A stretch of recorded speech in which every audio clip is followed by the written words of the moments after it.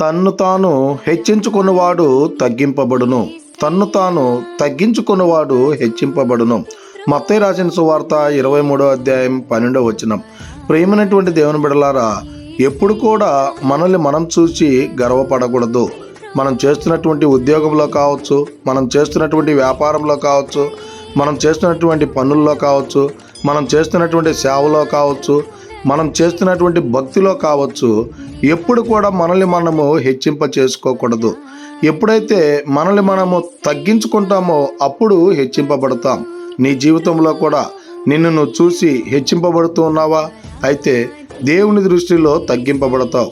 ఎప్పుడు నిన్ను నువ్వు తగ్గించుకుంటావో అప్పుడు దేవుని దృష్టిలో హెచ్చింపబడతావు. అలాగనే ఒకానొక దినాన ఒక సుంకరి, ఒక పరిసేయుడు దేవుని మందిరానికి వెళ్ళి ఇలాగున ప్రార్థన చేస్తూ ఉన్నాడు. పరిసేయుడు గట్టిగా దేవునికి ప్రార్థన చేస్తూ ఉన్నాడు. నేను అది చేస్తూ ఉన్నాను, ఇది చేస్తూ ఉన్నాను, అందరిలాగా లేను, నా జీవితం ప్రత్యేకత అని చెప్పి గట్టిగా ప్రార్థన చేస్తూ ఉన్నాడు. అయితే సుంకరి మాత్రము తన కనులెత్తి దేవుణ్ణి చూడడానికి కూడా ధైర్యం చాలక తన పాపినని తన యథార్థంగా దేవుని మందిరంలో ఒప్పుకుంటూ ఉన్నాడు.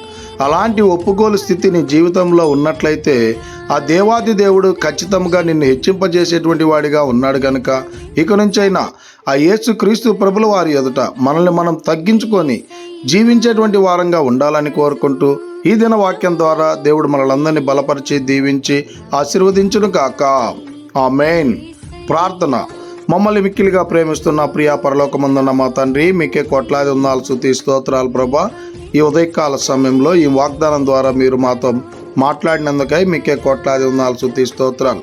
అవును తండ్రి, మా జీవితాల్లో తండ్రి మమ్మల్ని మేము తగ్గించుకున్నట్లయితే హెచ్చింపబడతామని మీ లేఖనాల ద్వారా స్పష్టంగా మాట్లాడినారు ప్రభా.